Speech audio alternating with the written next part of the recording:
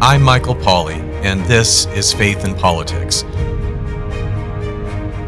On this broadcast, we range from the soul to the state as we cultivate those virtues and explore those principles that help us live well as faithful Catholics in this great land. Well, I hope everyone is doing well. We're recording the show today in Rapid City, but aided as always by the awesome Casey Bassett, who is in the studio at the Diocese of Sioux Falls. We're having a picture-perfect spring day here in the Black Hills, other than the usual wind that comes this time of year. And I don't know about you, but I feel like I deserve some sunny weather after a winter that stayed around longer than is generally considered polite. We've got a great program in store for you today. Several weeks ago, I shared that we're going to do a series of podcasts where we focus on issues that were before the South Dakota legislature during the 2023 legislative session. And in addition to just kind of doing a recap on these things, it also helps us look forward to what we may expect to see in 2024.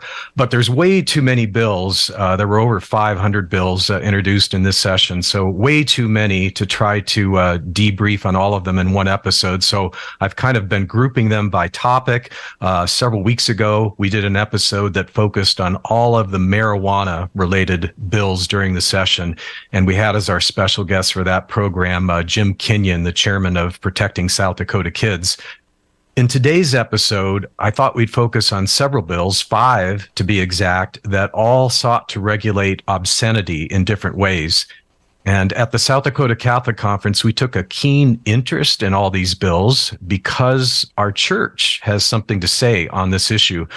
In the Catechism of the Catholic Church, we read in paragraph 2210 that, quote, civil authority should consider it a grave duty to acknowledge the true nature of marriage and the family, to protect and foster them, and to safeguard public morality. And if we go on to the next paragraph, 2211, the Catechism highlights a number of responsibilities for the political community. And one of these is, quote, the protection of security and health, especially with respect to dangers like drugs, pornography, alcoholism, etc. So when we're talking about obscenity, pornography, and all the other things that I guess you could say contribute to the coarsening of our culture, I would say, yeah, the Catholic Church definitely has a dog in this fight. In St. Paul's letter to the Philippians, chapter 4, we read this exhortation. Finally, brethren, whatever is true, whatever is honorable, whatever is just, whatever is pure, whatever is lovely, whatever is gracious, if there is any excellence, if there is anything worthy of praise, think about these things. And I love that passage from St. Paul. And when I think about the growing prevalence of obscenity in our culture today, it strikes me that it's like the polar opposite of what St. Paul is telling us in Philippians 4. If a huge swath of our society is focused on what is false, dishonorable, unjust, impure, unlovely, and selfish, then I think we kid ourselves if we think this kind of sickness won't affect our own ability to flourish in this society. So with those opening thoughts, let's dive into this whole subject of obscenity legislation. We have a terrific guest joining us today to help us unpack it all. Norman Woods is the executive director of the South Dakota Family Heritage Alliance. And I know many of our listeners are probably familiar with the Family Heritage Alliance, but if you're not, this is a public policy ministry that focuses on passing pro-family legislation, and we at the South Dakota Catholic Conference often find ourselves collaborating very closely with Norman and his team. So Norman, thank you for taking time to join us today. Hey, thanks for having me back on, Michael. It's great to join you guys. Great. Well, let's dive right into what happened during the 2023 session. So, being a longtime political warrior, Norman, you've no doubt heard that old cliche that the optimist sees the glass as half full, the pessimist sees it as half empty. And so, on a positive note, the fact that we had 5 bills in this legislative session that focused on regulating obscenity, it kind of shows that there's some pushback from citizens who are growing tired of sort of the depravity in our public institutions, and legislators are responding to that. But on the other hand, of those 5 bills, 4 of them didn't even make it out of their first committee hearing, and not one of them actually made it to the governor's desk. So I guess just to sort of start us off, what's your take on obscenity as a political issue in South Dakota? Do you feel like we're gaining traction, losing traction, kind of treading water, or somewhere in between that? Sure. So I think if we take your glass analogy, is it half full or is it half empty?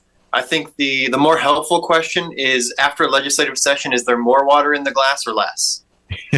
Yes. I think the best way to look at it. Someone challenged me a while back that whenever you're putting any sort of effort forward, if there's the possibility of failure, which there usually is, make sure that you fail forward.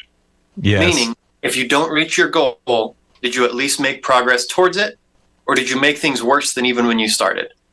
And I think if we look at the whole slew of bills that we saw this year on the icky topics, obscenity, pornography, explicit materials, I think we failed forward with all the different pieces of legislation.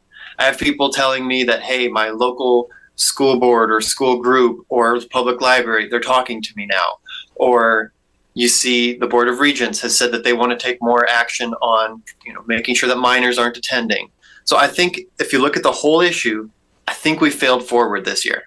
Yeah, and I would agree with that. And, I guess if I can just use myself as a focus group of one person, I know I'm far more motivated now on this issue just based upon what I saw happen during the 2023 session. Like one bill in particular that we'll talk about here momentarily that I thought for sure was going to just fly through the legislature. And then when you see a bill like that blocked by some very clever maneuvering by special interest groups, which we'll get into that, that kind of thing doesn't discourage me. It really motivates me. It makes me feel like, we need to come back and push on this again.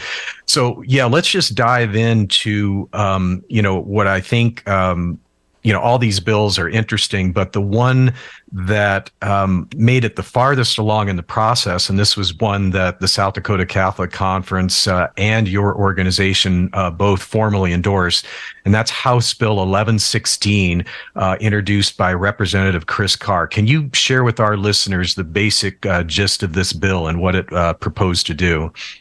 Yeah. So House Bill 1116 was in response to what we all saw at Brookings last year.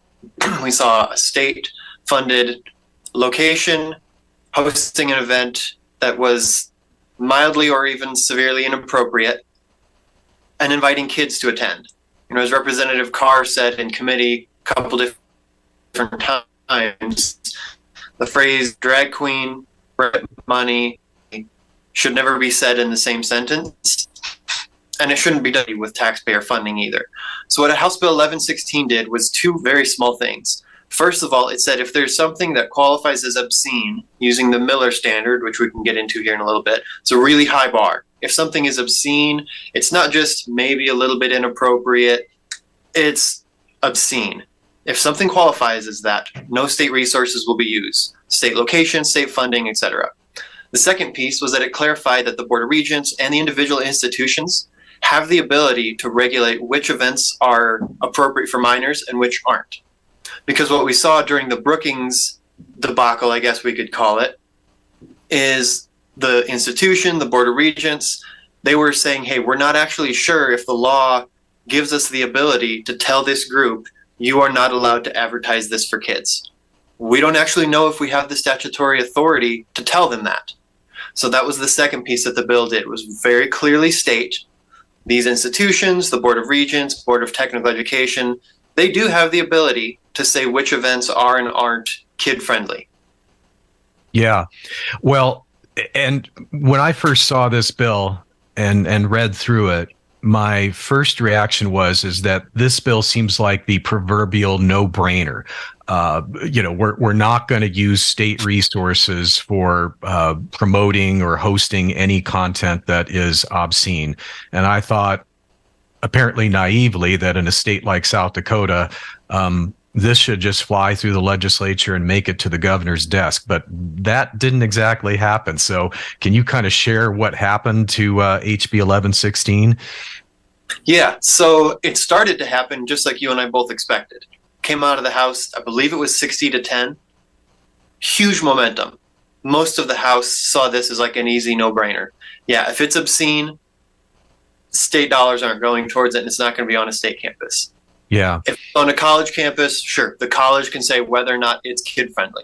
60-10, flies out of the House, goes to the Senate side, where it went to a committee of 7, and at the end of the day, it was 4 no's and 3 yeses, or 5-2. So basically, a few senators just basically decided that it's not needed. And what we saw in the committee was honestly kind of puzzling, because we saw a bunch of people that hadn't really spoken up before now make their voice heard. For example, people like the public schools came up and said, hey, we're really worried that if this bill passes, our drama club might be breaking the law. I'm sorry, your drama club has never done anything obscene, I am sure. And none of your kids would ever be interested in doing something obscene, I am very sure. Again, the bar was so high. Yeah. The Miller standard, it's so high that your drama club, your debate club would never even get anywhere close to it. Yeah. But we heard of different voices basically throwing out all these questions about, hey, we're really worried. Hey, this could affect us. Hey, don't include us in here. And they were basically able to just muddy the water enough where a simple bill suddenly looked very complicated and risky. Yeah. Yeah. Well, let's dive into that a little bit, because you're absolutely right. Is that I sat through all these same legislative hearings that you did, and you heard this constant refrain. For example, the lobbyist from the American Civil Liberties Union talked about how this bill would have a chilling effect on free speech in educational settings, because schools would, like the art class teacher would be afraid to show a picture of Michelangelo's David, because, there's nudity and this is going to run afoul of the law. And, if for people who actually understand obscenity law, the disingenuousness of that argument, becomes so clear. But I think for many people in the public, they don't really understand it. So let's just tackle this head on. Is it a violation of the First Amendment for the government to regulate obscenity? Not at all.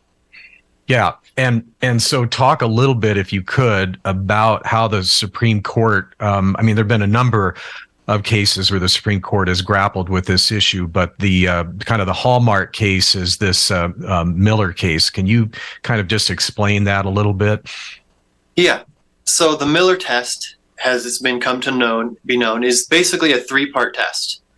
First of all, it has to appeal to the prurient interest, which is a fancy legal way of saying, like, it has to be very obviously tailored towards somebody's sexual interest, sexual excitement, etc. So it's got to appeal to the prurient interest, and it has to go against community standards in the way that it's offensively portraying these acts. Yeah. So it's got to be sexual, and it's got to be offensive in the way that it's sexual. And then the third part is it has to be lacking of any literary, artistic, political, or scientific value, called the LAPS test, LAPS, literary, artistic, political, scientific. And so the simple strategy of the other side is they took the Miller test as if it was 3 separate tests, 3 separate pathways to being qualified as obscene. If it's A, appeals to the prurient interest, or B, goes against community standards, or C, lacking any of the literary, artistic, political, or scientific benefit. And that was their simple strategy. Make it seem like this bill says you can't do any of these 3 on their own, but to really pass the Miller test and be defined as obscene on current jurisprudence, it has to pass all 3. Yeah. Yeah. And that's why, anybody who thinks that you could pass a law making it illegal to display Michelangelo's David sculpture, that any court in this country would say, yes, that depiction lacks any serious artistic value. It's just, correct. Yeah, it's inconceivable that you could find a court that would agree with that. Well, since we kind of brought up the educational lobby, I want to talk about two bills in particular that were among these five bills that dealt specifically with institutions of libraries and public schools. So in the House, State Representative John Hanson introduced House Bill 1163, which prohibited the dissemination of obscene materials to a minor in a public library or school library. And in the Senate, we saw another bill, Senate Bill 193, introduced by Senator Jessica Castleberry. And this bill would have simply required school boards to adopt a policy on allowing instructional materials to be reviewed in advance by parents, and to have a policy whereby those parents could file complaints on any materials that they believed are harmful to their children. Can you just comment a little bit about these bills and explain what happened to them in the legislative process? Yeah. So first of all, just to simplify, let's call the first one that you mentioned from Representative Hanson, that's the library bill. And the second one, we'll call it the curriculum bill, just to keep things easy. Yeah. So the first library bill that said, hey, libraries need to have a policy to make sure that explicit materials isn't given to minors.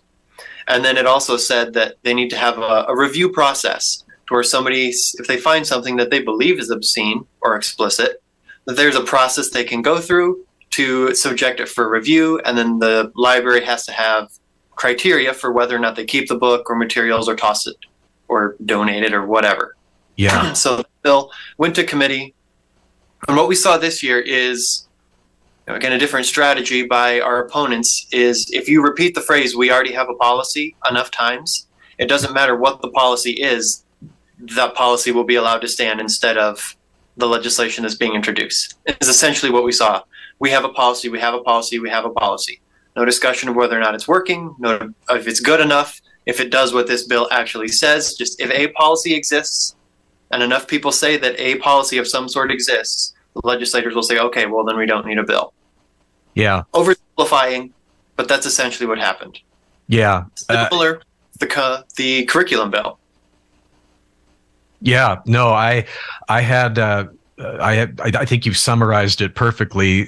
And it was striking to me that in one of these hearings in particular, there were a whole slew of parents who had taken the time to come to Peer, and they were there in person talking about, and they brought the materials with them that they found in their school library or that were being used in the curriculum of their schools, and were presenting these materials to the committee. And so the committee had these materials in their hands, and the parents were saying, we've got a problem here. This is what our children are having access to. And yet when the public school lobbyists come to the microphone, they just say, well, we have a policy to deal with this. We have a policy to deal with this. And just like you said, it was striking to me that there didn't seem to be many legislators who were willing to make the obvious point that maybe something is not working with your current policies if these materials are still getting into the hands of students. So anyway, we'll come back to the public school issue a little later on in our discussion, but I want to touch on another bill that was very intriguing to me. This is Senate Bill 192, also sponsored by Senator Jessica Castleberry. So this is her second bill dealing with obscenity, and this one was trying to address the issue of minors accessing obscene materials on the internet. Which is clearly a big problem these days. So can you explain specifically what this bill proposed to do and how far it progressed in the legislature? Yeah. So again, to simplify, we'll call this one the age verification bill. So a version of the age verification bill has passed in Tennessee. And that's, I believe, where Senator Castleberry got the idea. It's because she saw somebody's finally making progress here. I'm going to try something similar. Yeah. Since legislative session, we saw that another state, Utah, has actually done the same thing. So now we have two states that have passed some version of an age verification bill. So what this bill basically says is that you need an actual process, not just to check the box, to verify that the person is of age if you're going to host a website with explicit obscene material. So for example, right now, if you or I go on a website and we try to order a box of cigars, We go to buyacigar.com or whatever website you pick. As soon as we load that page, a little box is probably going to pop up and say, hey, are you 21? You and I are going to click yes. Then they will allow us to order our box of cigars. Well, that's exactly what's happening on these obscene sites as well. And some of them don't even have that. Yeah. But what the bill says is you can't just have a little checkbox and say, hey, are you 21? Or hey, are you 18? You have to have a way to verify. And if you don't, and you're found that you've given material to kids through your website, then you're liable for XYZ outlined in the bill. Yeah. Yeah. And that's really great now that we have 2 other states that have done this. And so, hopefully we will be able to revisit this issue in South Dakota. One last bill that I don't want to miss in our discussion here is House Bill 1125. And this one was filed by Representative Scott Odenbach, represents the Spearfish area. And this bill was focused specifically on this phenomenon of children being invited to attend so-called drag shows, which was exactly the case that you alluded to earlier that happened in Brookings, I believe, last year. So tell a little bit to our listeners about this bill and how it ended up in the session. Yeah, so the story of Representative Odenbach's bill is much shorter than Representative Carr because it died in the first committee. I know they were both working on it behind the scenes before session. Both actually went to the same committee. The committee chose to pass Representative Carr's, not Representative Odenbach's, and that was kind of the end of the story.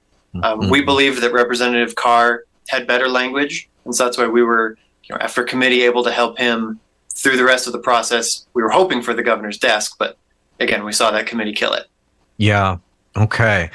So with that, that's kind of, we kind of given, maybe a very shallow, admittedly, overview of all 5 of these bills.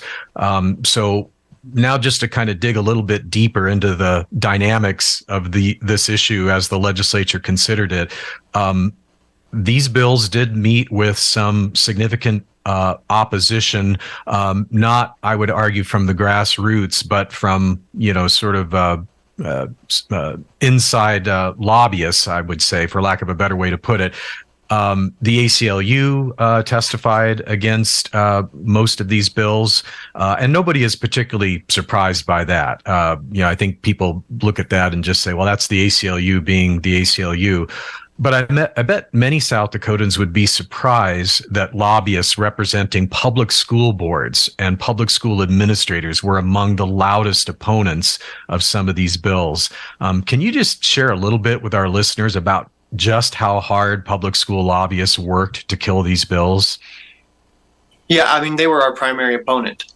When you brought up that the ACLU opposed it, you and I were talking about this the other day. It was almost one of those, oh yeah, I forgot that they were there too feelings. Yeah. Because they were such a small part of the opposition, not to throw them under the bus, but it was almost forgettable. It's like, if you've got 10 people from one group and 1 from another, it's pretty clear that, the public school and all the different agencies and groups, coalitions associated with them, they were the ones fighting the hardest against this. Yeah. And I think in some ways it's not super surprising if you just look at, hey, if you as Michael Pauley have a job to do you want your bosses passing more or less rules on your work? Yeah. Okay, I can understand why somebody would say always our default option is less rules. I get it. But when you really look at the issue and when you really look at the legislation that's being proposed, these rules are basic that we were talking about. We're talking about obscene material. Yeah. Yeah. Well, and the other thing that came to my mind as I listened to some of these committee hearings is that these same lobbyists representing public school interests are also the same lobbyists who diligently work to oppose any kind of legislation that expands parental options in education. So they, for example, they vigorously opposed the reform of our homeschool laws to make homeschooling easier in South Dakota. They vigorously opposed 2 different bills in this past legislative session to expand educational choice. And it just struck me that if I were in their shoes, I'd be asking, why is there such a demand from parents for more educational options other than the public schools.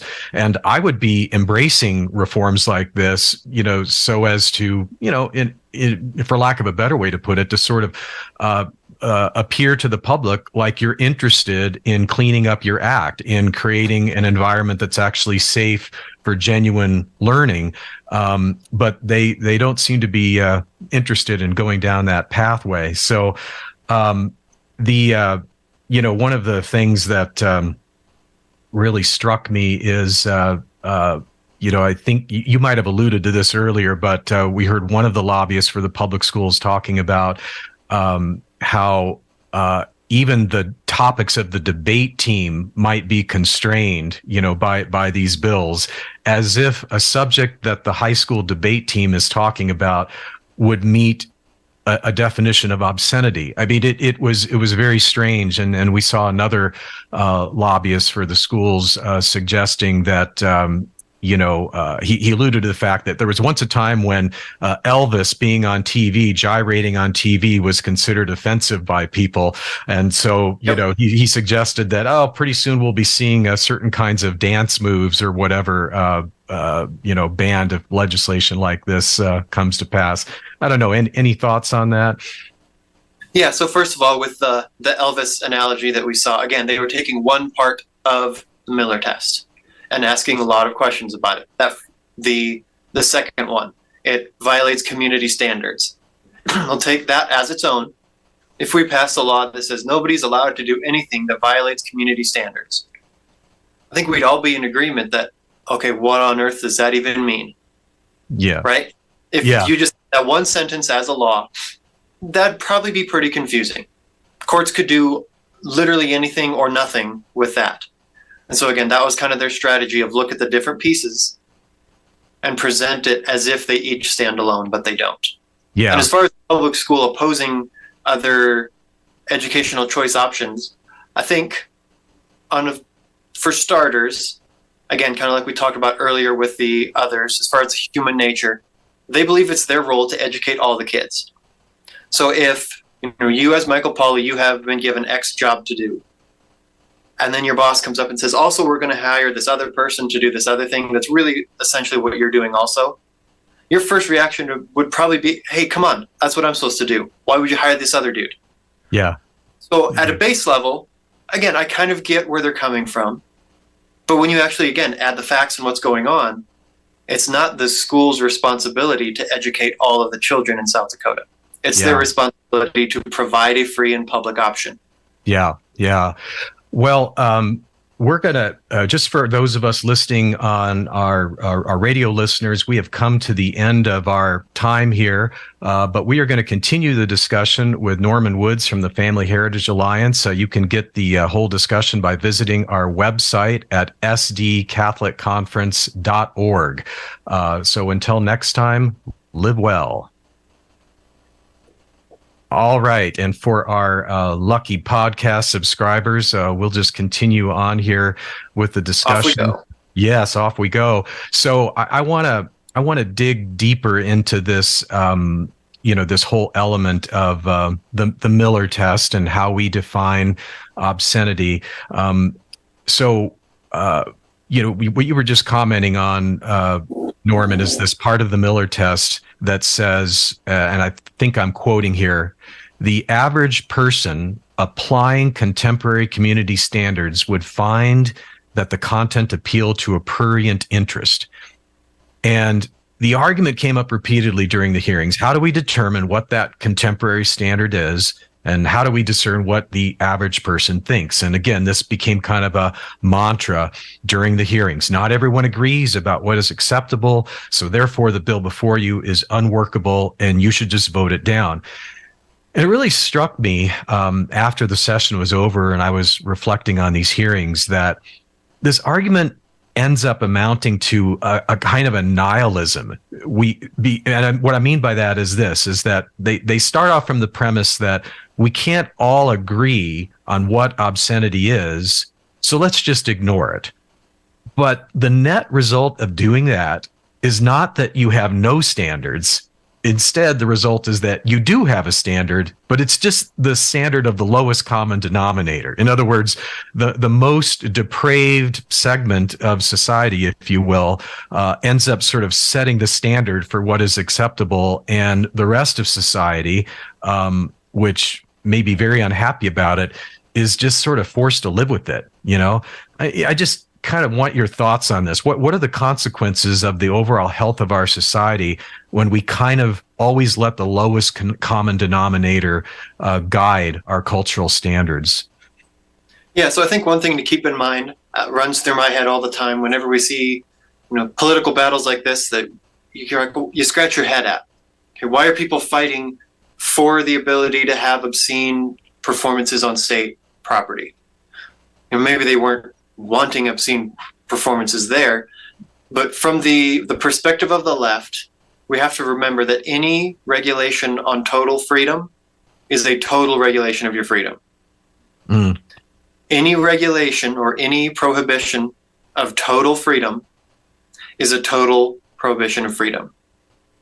Yeah. Because again, their perspective, there shouldn't be any rules. Nobody else should put any rules on me. Yeah. So that's kind of their gut.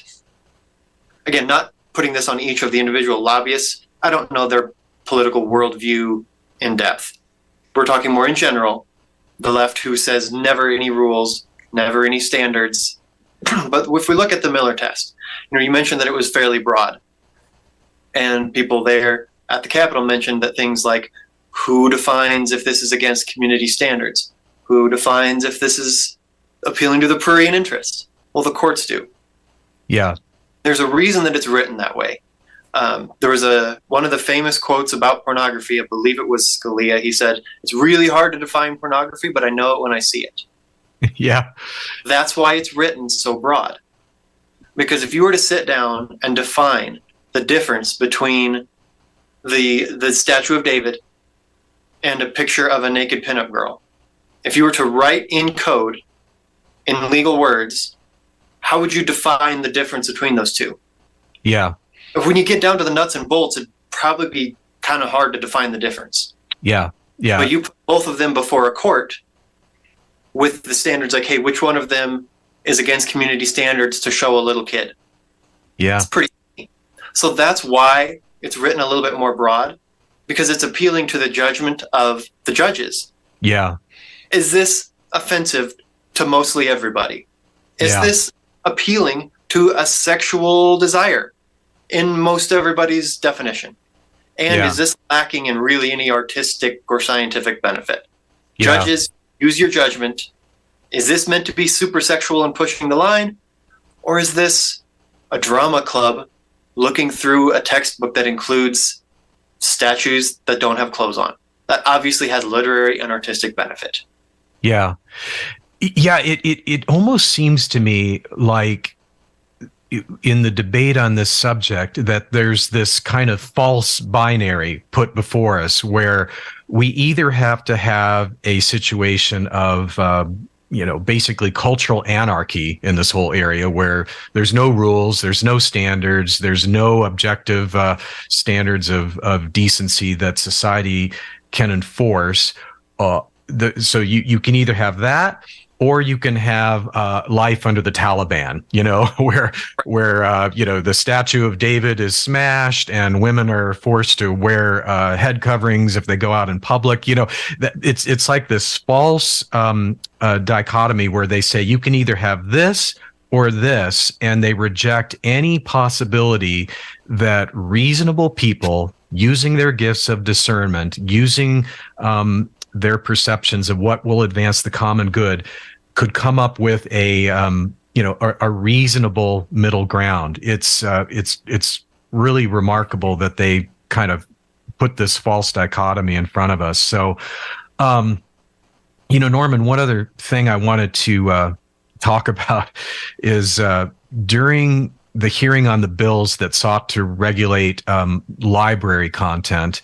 As I mentioned before, the bill's sponsors and the parents submitted examples of the obscene content that had been found in libraries that their children had been able to access. And the point was made by some of them that if we read this material out loud during this committee hearing, you, Mr. Chairman, would gavel us out of order because, you would tell us that this is offensive. Stop it. You can't say those words. But here they are in the library books. And so I just thought I had this amusing thought that, for those people who are wondering, how do we define what a community standard is?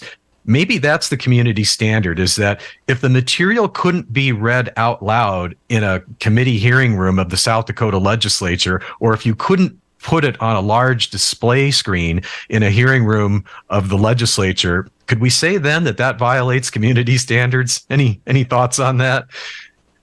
So it's kind of like you said, an amusing thought. I don't know if I'd go quite that far, because I think there are plenty of things that have literary or artistic benefit that I would never bring to a committee room. Yeah. Right. Even talking about, there's a whole host of topics that you and I could talk about privately. Right. Maybe even in the presence of young kids, if done properly, Yeah. reproductive system and how that applies to marriage. Yeah. Yeah. I would never want to be talking about that in a committee hearing. Yeah. But there is a place to appropriately write about it, talk to kids about it. So I get where you're going, and that's close, but I don't know if I'd go that far. Yeah. Well, and to make a argument against my own point is that there were certain topics, the one that just kind of jumps to mind right now would be very difficult historical topics like slavery or the Holocaust or whatever, where some of the images that depict darker aspects of our history would be very disturbing and offensive. But they're in certain context, in an appropriate context, very needed. You need to be able to stare evil in the face, if for no other reason, to learn how to avoid it in the future. So, right. Yeah, but it was, I'll just share one little anecdote, and I think you may have been in the hearing when this anecdote was shared, but the executive director of the School Administrators Association for South Dakota, I won't name his name because it's really not relevant for this discussion, but he referenced his history as an elementary school principal, and he said that during his time as elementary school principal, he could recall one occasion where a parent objected to a book, and it was actually a book that was in a second grade classroom library. And he said that the book was about this boy who has this problem with I'll use the polite expression, passing gas. The subject of the book was flatulence. And so, but before he went to describe the content of this book, he asked the chairman, Mr. Chairman, is it okay if I use this word? And, we'll call it the F word, but not the other F word, but the F word that has to do with passing gas. And he says, may I use this word in committee? And the chairman of the committee says, no, you may not. And he was rather humorless about it. He just said, no, I'm not going to let you use that word in your testimony before the committee. And again, that just sort of struck me as another example about how we seem to be living with some kind of cognitive dissonance on this issue, where we have a legislative committee where the chairman isn't even going to allow a vulgar word to be used in the hearing, but yet for some reason we're defending the proposition that second graders should be reading books like this. And I'm not saying that a book like that rises to the level of obscenity, but I think we could argue that it certainly rises to the level of bad taste that maybe shouldn't be subsidized by taxpayers. But anyway, well, just maybe to wrap up our discussion here, looking forward to 2024 and beyond, where do you see this issue going? Do you expect that some of these bills that were debated on in 2023 will come back again? Yeah, so kind of two different aspects of what's next. If you look at next year or the next 2 years, I definitely think we'll see this issue come back. Will this exact legislation, these exact 5 bills? Maybe not. maybe some of the schools work really hard on taking obscene content out of their libraries, or maybe the Board of Regents and all the institutions put in some really good policies. So maybe not all the exact same bills, but I think the topic is definitely coming back because the issue isn't going away. Yeah. And if we even broader, we talk about the community standards, what we should and shouldn't be doing. Eventually, again, this is getting super big picture, but to maintain freedom in a free society, we have to adhere to the unenforceable. Yeah. You're either governed within or governed from without. So the law can set a baseline, the really obscene stuff. But eventually, for us to maintain a free society, to be capable of governing ourselves, we've got to be able to sit at the table and say, okay, what are we going to show to kids? Yeah. The law says here's the baseline of, okay, you can't do at least this. What are we as a society going to sit down and set as our standards? What should we be doing? Yeah. Not just a question, what am I allowed to do? We should be asking, what should we be doing? Yeah. Very good thoughts. And I've often thought, getting back to what I was talking about before about this kind of false binary that's put before us, where you can either have total moral anarchy or a Taliban-like regime. When it comes to these issues, I would argue that the survival of the First Amendment is actually strengthened by having some common sense standards of decency, because I think there's a broad consensus in our culture today about the need to protect political speech, the exchange of political ideas.